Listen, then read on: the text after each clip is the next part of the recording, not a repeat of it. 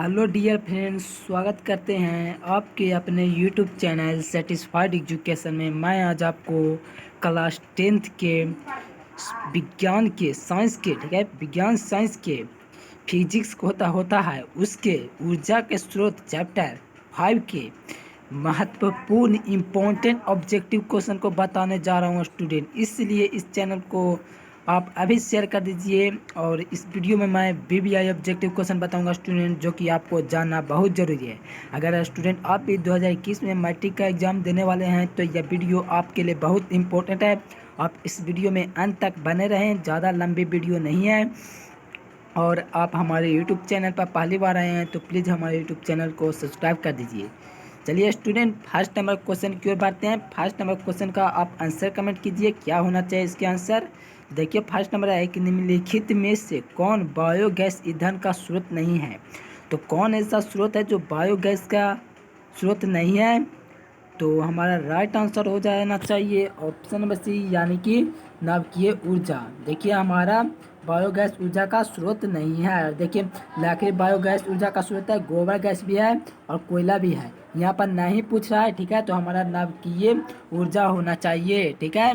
चलिए first question हो गया। सेकंड नंबर देखिए, नाभिकीय ऊर्जा प्राप्त करने हेतु आवश्यक है। तो यूरेनियम बहुत आवश्यक है। नाभिकीय ऊर्जा प्राप्त करने हेतु क्या आवश्यक है, तो यूरेनियम आवश्यक है, ठीक है। Option number C right answer हो जाएगा। 3 नंबर देखिए, जीवाश्म ईंधन की ऊर्जा का वास्तविक स्रोत है। तो बताइए स्टूडेंट इसका आंसर क्या होना चाहिए। तो इसका आंसर होना चाहिए स्टूडेंट, जीवाश्म ईंधन का होता है ऊर्जा का वास्तविक स्रोत होता है, तो वो हमारे इनमें से कोई नहीं है, ठीक है। यहाँ पूछ रहा है क्या, जीवाश्म ईंधन ऊर्जा का स्रोत होता है, स्रोत है तो वास्तविक स्रोत है तो कौन है, तो इनमें से कोई नहीं है, ठीक है स्टूडेंट। यहाँ पर जीवाश्म ईंधन पूछ रहा है, ठीक है। तो आपको ध्यान देना होगा कहाँ क्या पूछ रहा है, ठीक है।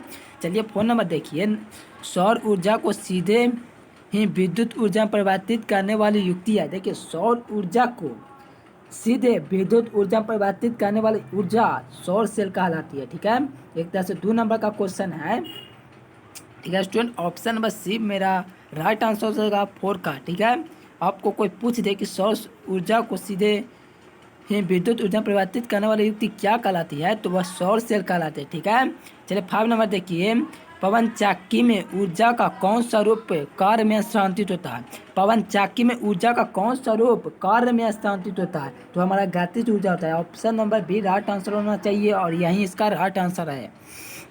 इन सारे ऑब्जेक्टिव को आप नोट कर लीजिए और याद कर लीजिए, ठीक है। चलिए 6 नंबर देखिए, प्रकृति में पृथ्वी पर ऊर्जा का मुख्य स्रोत है। तो देखिए पृथ्वी पर प्रकृति में ऊर्जा का स्रोत सूर्य होता है, इसके अलावा कोई नहीं होता स्टूडेंट, आप ध्यान से समझिए। प्रकृति में पृथ्वी पर ऊर्जा का मुख्य स्रोत है तो हमारा सूर्य है, ठीक है। 7 नंबर है, पृथ्वी पर ऊर्जा का सबसे विशाल स्रोत है तो हमारा सूर्य है, ठीक है। क्यों है, क्योंकि सूर्य कभी खत्म नहीं हो सकता, इससे पूरी दुनिया इस पर ही टिकी हुई है, ठीक है। तो हमारा राइट आंसर हो जाएगा ऑप्शन नंबर सी। देखिए 8 नंबर बहुत इंपॉर्टेंट है, ग्लोबल वार्मिंग के लिए उत्तरदायी है। तो हमारा CO2 यानी कि कार्बन डाइऑक्साइड बहुत आवश्यक है। कहीं पर आपको ऑप्शन नंबर बी भी देखने को मिलते हैं तो वो आंसर नहीं होगा, option number C right answer हो जाएगा।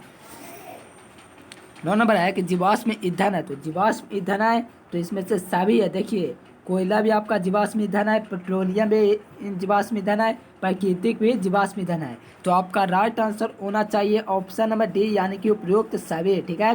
सभी जीवाश्म ईंधन के स्रोत हैं। 10 नंबर देखिए ध्यान से, लगभग 4 SQ LM साइज के एक सौर सेल का विभवांतर होता है। तो इसका विभवांतर होता है 0.4 से 0.5 वोल्ट तक, ठीक है। Option number A right answer है। 11 नंबर है कि गर्म जल प्राप्त करने के लिए, क्या गर्म जल प्राप्त करने के लिए हमें सौर सौर जल तापा का उपयोग किस दिन नहीं कर सकते हैं। तो देखिए तो बादलों वाले दिन नहीं कर सकते हैं, या 2020 मैट्रिक एग्जाम के फर्स्ट सिटिंग में पूछा जा चुका है और 2012 का पार्टमेंटल में भी पूछा जा चुका है। इसे आप याद कर लीजिए। चलिए 12 नंबर देखिए, बहुत आसान क्वेश्चन है। बायोगैस का मुख्य अवयव है, तो यह केमिस्ट्री में भी आपको देखने को मिलेगा। तो बायोगैस का मुख्य अवयव ऑप्शन नंबर बी यानी कि CH4 मीथेन है। ठीक है, मीथेन हमारा राइट आंसर हो जाएगा। तो नंबर देखिए, नवीकरणीय ऊर्जा का स्रोत है, तो नवीकरणीय ऊर्जा का स्रोत हमारा सोर्स ऊर्जा, ठीक है, जो कभी समाप्त ही ना हो। ठीक है, नवीकरणीय ऊर्जा का स्रोत है, बाकी अनवीकरणीय स्रोत है। ठीक है, बी सी और डी। ठीक है, तो यहाँ पर नवीकरणीय पूछता है तो option number A right answer हो जाएगा। देखिए दे डाला क्वेश्चन, अनवीकरणीय ऊर्जा का स्रोत है, तो देखिए कौन अनवीकरणीय ऊर्जा का स्रोत है। तो देखिए पवन ऊर्जा, जैव गैस, लाकड़े। तो आपको क्या आंसर सही लगता है स्टूडेंट, तो बताइए आपको क्या आंसर सही लगता है। देखिए यहाँ पर ध्यान से स्टूडेंट, क्वेश्चन में ही कुछ गड़बड़ यहाँ पर आपको मेरे हिसाब से लग रहा है। ठीक है, इसका राइट आंसर हमको पता नहीं चल रहा क्या होना चाहिए। आप इसका आंसर देखते हैं, आप क्या कमेंट करते हैं। यहाँ पर नवीकरणीय ऊर्जा का स्रोत बहुत हो सकता है, जैव गैस भी हो सकता है, लकड़ी भी हो सकता है, यूरेनियम भी हो सकता है। ठीक है, हम आपको देखते हैं आप क्या आंसर कमेंट करते हैं। मेरे हिसाब से यह क्वेश्चन ही रॉन्ग है। ठीक है, यहाँ पर नहीं होना चाहिए, कौन अनवीकरणीय ऊर्जा का स्रोत नहीं, ये होना चाहिए। चलिए स्टूडेंट देखते हैं आप लोग क्या कमेंट करते हैं। चलिए 15 नंबर क्वेश्चन को बढ़ते हैं। देखिए 15 नंबर क्वेश्चन है कि किसी नाभिकीय विखंडन में मुक्त ऊर्जा का परिमाण होता है, तो वह हमारा ऑप्शन नंबर सी यानी कि 200 MeV है। ठीक है, राइट आंसर हो जाएगा। चलिए देखिए 16 नंबर, नाभिकीय विखंडन को नियंत्रित करने में प्रयुक्त होता है, तो नाभिकीय विखंडन को नियंत्रित करने में प्रयुक्त होता है, तो वो कैडमियम का क्षार होता है। ठीक है, कैडमियम का क्षार राइट आंसर हो जाएगा, कैडमियम का क्षार।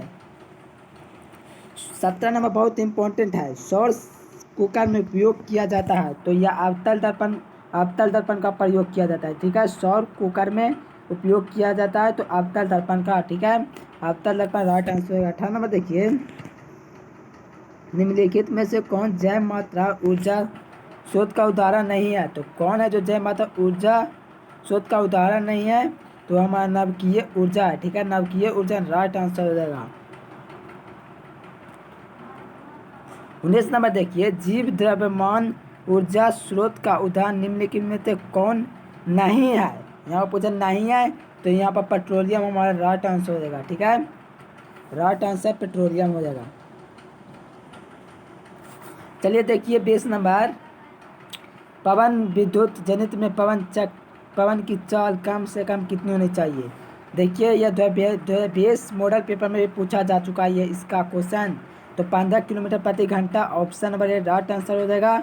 चलिए स्टूडेंट आज के लिए फ़िलहाल इतना ही, और अभी तक हमारे यूट्यूब चैनल सेटिस्फाइड एजुकेशन को सब्सक्राइब नहीं किए हैं तो प्लीज़ सब्सक्राइब कर दीजिए और शेयर कर दीजिए, और शेयर करके दोस्तों को बता दीजिए कि इस वीडियो से आपको क्या सीखने को मिला है। और बता दो स्टूडेंट, आप ये भी आप कमेंट कर सकते हैं कि पहले से आपको कितने ऑब्जेक्टिव मालूम थे तो कितने कन्फर्म थे।